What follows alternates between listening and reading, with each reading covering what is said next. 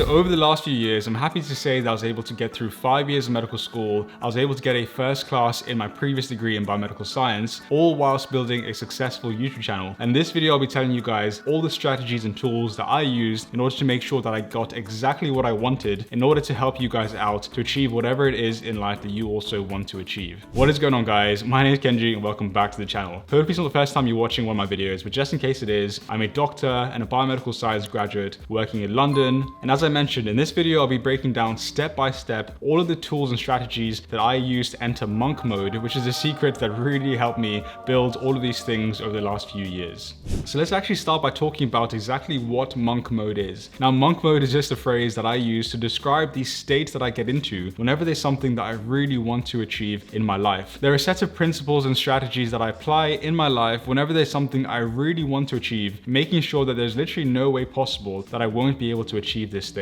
And there are a few key times in my past where I've actually applied monk mode. The first time is that when I was really trying to get into medical school, the only thing in my mind that I really wanted to do at that time was to get a place in medical school, and that was the first time. The second time really was every single year whenever I had my final exams in medical school. And the third time that I used it most recently was actually trying to build this YouTube channel as much as I possibly can. And I don't want to sound like some crazy person who, does this all the time. I'm purely talking about the times in my life where there's really something that I want to achieve, and I don't do this for any time longer than 3 months. But without further ado, let's actually go into the detail about how I use monk mode every single year. And then afterwards, I'll be telling you guys about my advice on how to establish your own monk mode in order to get what you want in life. So the first principle that I apply in my monk mode is no partying whatsoever. Now, the reason why I personally don't like partying whenever I'm trying to achieve a certain goal is that partying is often associated with two main things, which is really bad for your success. The first is drinking alcohol, and the second is going out late and staying up late and messing up your sleep pattern. For me in particular, when I'm studying for my exams, for example, what's so important is my routine and my sleep pattern, and of course alcohol as well. In my third year of biomedical science in particular, from the very beginning up until the end, I'm really happy to say that I managed to not attend any parties whatsoever. Now, of course, I went to birthday parties and stuff like that, but I'm talking about clubbing, being out until 3, 4, 5 a.m. and drinking alcohol and all those things. The first principle whenever I want to achieve something is, I'm sorry guys, I love you guys, but no more clubbing, no more partying for me, because what I'm trying to achieve right now is greater than the need to party. And it felt so amazing whenever I finished my exams and I finally got into medical school to be able to return to partying and have a bit more fun. But the first principle for me, the first non-negotiable, is no partying. The second non-negotiable in my monk mode is to make sure that I do at least 30 minutes of some form of physical activity every single day. And the reason why I did this is that people often mistake the mind to be separate from the body. But what they don't actually realize is that the mind and the body are actually very closely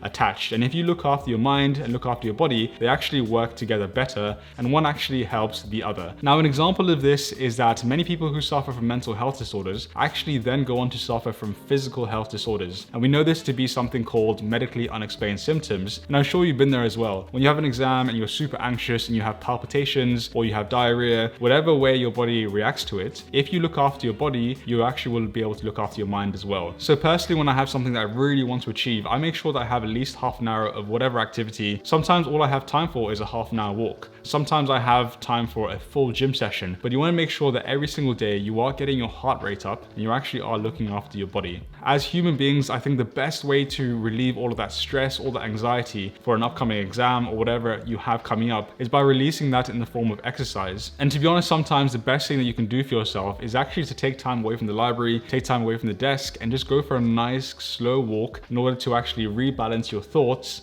And I promise you, you will feel much better for just taking half an hour to do some exercise every single day. The third rule in my monk mode is no social media. And the reason why I delete all of the social media apps on my phone whenever I enter monk mode is mainly for two reasons. The first reason is that if you're in a library and you're trying to study and you're trying to just, purely focus on what you want to do, going on social media and seeing all of your friends out partying or on holiday really makes you feel shit. And I'm sure you've felt that in the past. So that really is the first reason. The second reason why I say no to social social media is that it's so easy when you're in the library to literally go on TikTok for 2 minutes, and before you know it, you've been on TikTok for the last 2 hours. Again, I'm very guilty of that. So when I have my exams coming up or I have something I'm really focusing on, that is the number one rule. I will not go on any social media. I'll actually delete it off my phone, and that really helps me achieve what I want to. Right now, even though I'm not in monk mode, I actually have an app on my phone called 1sec, and 1sec is really cool because whenever you open up any social media app, it actually gives you like 1 or 2 seconds before actually opening the app, and that 2 seconds is enough to actually make me think, do I want to go on social media right now? Or do I maybe want to be working on a video or doing something more productive? So that's my next rule in monk mode: no social media until you're actually done achieving what you want. The next and probably the most important aspect of my monk mode is no new relationships and no dating. Now, before you judge me on that, please listen to what I have to say. And in my experience, the number one way to ruin your focus and to really stress your mind out is to have yourself be emotionally attached to someone else. Now, I'm sure you've been there in the past where you really like someone, you're in the early stages of talking, and all you can think about is that person that you really like. Or maybe, unfortunately, things don't go very well and they break your heart and they tell you they don't want to be on a date with you or go dating anymore. And that really makes you sad and can really take your mind off things. I'm not saying like don't date in general or don't have new relationships. I'm not saying that at all. But while you're in exam period, while you're wanting to achieve what you want, please, please, please, my best advice to you is to not date or go on any new adventures in terms of relationships. That in my past has been the number one way that gets in the way of my success whenever I'm really doubling down on something. Dating is honestly one of the biggest things that can get in the way of your success because sometimes our heart can really control our mind. So that's the next non-negotiable. If I'm focusing on something, I will not date for that given period. And as soon as that period is done, then I'll go back to it. If you're dating someone, you might have to say, look, I really like you. I really, think we have a lot of potential in the future. But if I'm honest with you, I have exams coming up in the next 4 weeks and I can't be going on dates and having my mind sidetracked. And if that person really respects you, they actually really like you, then they'll hold their hands up and say, look, I really like you too. I really understand and respect what you're doing. So after your exam in 4 weeks, please hit me up and I'll be here waiting to go on another date with you. If that person actually says that to you, then you know that you have a good person there who's willing to understand you and most importantly, respect your success. And that's actually a very, wise thing to do, to show someone, look, I like you,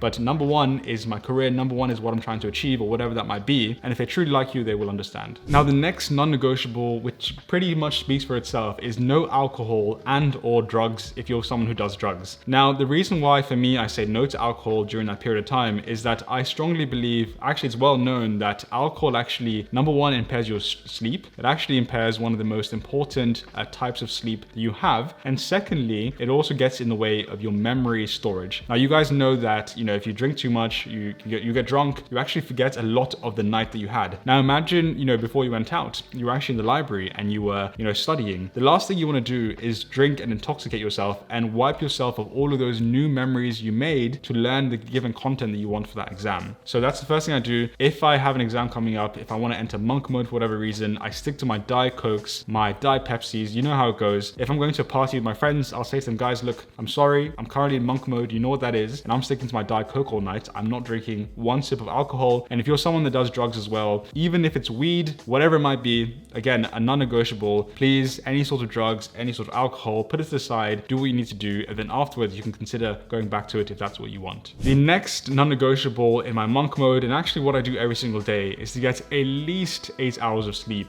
Oftentimes, whenever you have some sort of thing that you want to achieve in your life, even for me, if I have like a business goal that I want to achieve, it can be so easy to stay up all night and just really try and focus on what you're doing. Now, when I was in university, I often refer to that as burning the candle on the other end. If you actually stay up late and want to write an essay or revise for your exam, what you don't realize is that you're actually burning the candle at the other end, and that tomorrow morning you'll have to wake up late or even wake up early and be super tired for the entire day, and you'll ruin the next day and you'll actually break up your sleep schedule. So that's really not something good to do. What you want to do is to make sure that you have a regular sleeping pattern, and also very importantly, at least 8 hours of sleep a day. Even now as a doctor, whenever I have 13-hour shifts, the number one thing that I make sure is that my number one priority is my sleep, because if you don't sleep enough, you don't get enough rest. And secondly, again, you don't give yourself enough time to consolidate all of the new memories and experiences that you're having in your brain, and that can really affect your performance whenever you're trying to achieve that monk mode goal. Now, this might not be particularly important for your monk mode, but for my monk mode, what's really important is to have prayer every single day. Now, I'm a religious person, so I tend to pray 2 to 3 times a day. And for me, again, prayer is super important. Whenever I have something I want to achieve, I make sure to not forget that I do want to pray, and that I want to pray for what I'm doing. I want to pray for thanks. And that for me is just something personal that helps me achieve my goal, because it's kind of like having that, meditation time set aside from your day. It's that time that you can step away from your books and step away from your work and say, you know what, I'm going to dedicate this time to God and dedicate this time to worship. And that can really personally help me. And that's going on to the next point, which I'll talk about later on, which is designing your own monk mode and choosing certain things that will help your success. This is going to sound a bit crazy, but the next part of my monk mode is not doing any sort of time consuming or time wasting activities. Now, I'm not talking about, sitting down with your friends and watching a movie after you've had a very long week of work. That's completely fine. I'm talking about when you're in university or you're studying and you go to your friend's house at like 10 p.m. and you sit there just chatting until 3 o'clock in the morning, and you go home, you go to sleep late, and you've done literally nothing in that 5 hours time. It is very important for you to have relaxation time. It's very important for you to have social time, even when you're in monk mode. But you want to make sure that that time you set aside is very intentional. You want to make sure that it's very deliberate. You want to make sure that if I'm going to be chilling with my friends for 2 hours on a Friday evening, I'm doing that knowingly, and I've actually planned that into my schedule, and I'm doing that in order to actually rest and recover so that tomorrow or the next day I can go straight back into my monk mode. You don't want to do anything time wasting, go,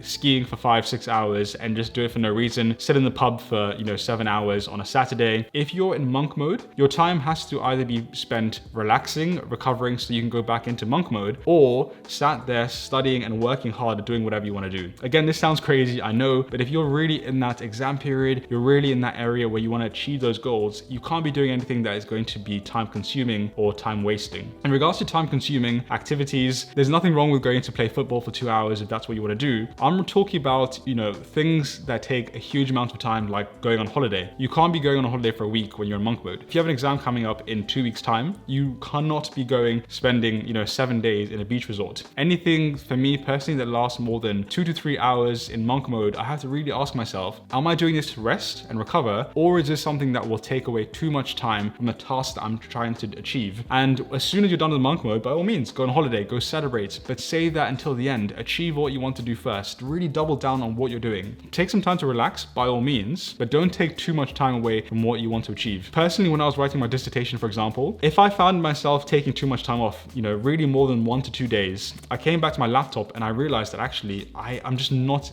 with the same momentum that I had before. I don't have the same sort of energy. I completely forgot about what I was writing about. And that's why I personally don't like taking too long, periods of gaps between me and my work. And that's the next principle of my monk mode. The next and final principle that I have for you guys for my personal monk mode is to take some time off at the end of the week to rest and recover. It's really, really hard when you're in monk mode to work 7 days straight, 14 days straight with no break whatsoever. Personally for me, I used to work from Monday to Saturday, and on a Sunday, I would actually take half a day to do whatever I want. Put my laptop to the side, put my work to the side, and do whatever I felt like, even if that was just chilling at home and watching Netflix. You want to make sure that you have at least half a day. If you're, early on in your monk mode or you're feeling generous, you can take a full day, take the full Sunday off if you want to. Some people are religious, they have to take certain days off. That's completely fine, but make sure that it is scheduled in your timetable. It's actually something that you're working towards so that you know that, look, if I put in the hard work from Monday to Saturday, that half day on Sunday, I will spend guilty-free, hanging out with my friends all day, doing whatever you want. Make sure you do set aside time to actually rest, to recover, so that on the next Monday, you're able to go back to work and start that week very hard and strong. Now, that is all the principles that I personally have for my monk mode. The next part of the video, I want to actually tell you guys about my advice to finding and creating your own monk mode. Now, the first bit of advice that I have is to use the variables that you might have and add to this as well. Think about the, aspects of my monk mode, but think about other things that are really important to you. What other variables can you add to your life that's really important? For example, for some people that might be, calling their mum or their family once a day. It might be, playing football once a day for 20 minutes, 30 minutes, playing Xbox for 10 minutes if that's what you want, if that's okay in your monk mode. You want to add in any sort of variable that's really important for you and find a monk mode that matches your schedule, that matches your beliefs, that matches your principles. What I told you guys is what works for me, really. Have a listen to what I said, but also find a monk mode that works for you. The The next tip that I have for you guys when making your own monk mode protocol is to think about a realistic time frame that you can do this for. Now, personally, I normally do mine from anywhere from 3 weeks up until 12 weeks. I never go beyond 12 weeks. I find it really hard to actually stay that disciplined and work that hard for 12 weeks. I think it can be counterintuitive if you do it for that long. Think about a realistic time frame that you can actually sit down and commit to. If I have, for example, exams coming up in 3 months time, I'll often start my monk mode 12 weeks out. And it may not necessarily be completely strict monk mode, but I may gradually ease into it so that when I'm 4 or 5 weeks away from my exam, I'm in full monk mode. So try it out for yourself and try find a realistic time frame that you can actually stick to. There's no point at all, doing it for 1 week, here and there. You want to actually choose a time frame that you can say, look, if I do this for 4 weeks, I'm guaranteed to get through the whole entire period, so you can come out on the other side and actually achieve what you want. And the third and final tip that I have for you guys when doing monk mode is to make everyone who's close to you aware that you're actually in it. For me personally, there are times of the year where I say, guys, look, I have exams coming up. I'm working on my business and I won't be available for the next 2-3 weeks. And oftentimes the people who are closest to me will pick up the phone and be like, hey Kenji, and I'm like, look, I'm in monk mode, man, sorry, you know what that means. And they literally will be like, say less, we're not gonna invite you for any more parties going out. We're not gonna try and influence you to come out and have drinks with us in any way or form. And if you have true friends, they will really understand why you're doing what you're doing and will really respect your time. And it's super important for the people closest to you to know, so they don't actually try and tempt you or try and convince you or make it hard for you in order to achieve what you want in life. And I know all of these principles sound really harsh, they sound super crazy, but guys, I'm not saying that I do this all year round. I literally do this often just, for up to a maximum of 3 months in the year. I might start off the, beginning of the year being in monk mode for 3 months because I'm trying to achieve a business goal or I'm trying to become a better doctor or studying for some exams. But as soon as that is done, I then, get that all out of the way and I go back to what I used to enjoy. By all means, if you like to party, go party hard, but don't party for no reason. When you finish your monk mode, when you achieve that given goal, the feeling of, gratification, the feeling of, pride that you have when you achieve something is going to make partying way better. I promise you that once you actually achieve what you want in life. And I personally find it easier to have these periods of my life, periods of the year, where I get into this deep work monk mode. I find that much easier than, doing this every single day or maybe having some aspects of it scattered throughout my life. I find it much easier to have my life in chunks where throughout the rest of the year, I am doing work. I'm still working on my business. I'm still, studying for exams or whatever, but not as hard as I do go into when I enter my work mode and I enter the full on monk mode in order to achieve that goal that I want in my life. If this video has added any sort of benefit to your life, I'd really appreciate if you can drop a like down below for the YouTube algorithm. Make sure to subscribe with notifications on. And before you leave, here are a bunch of videos on my channel that you may actually find enjoyable. Thank you so much for watching and I'll see you guys on the next one.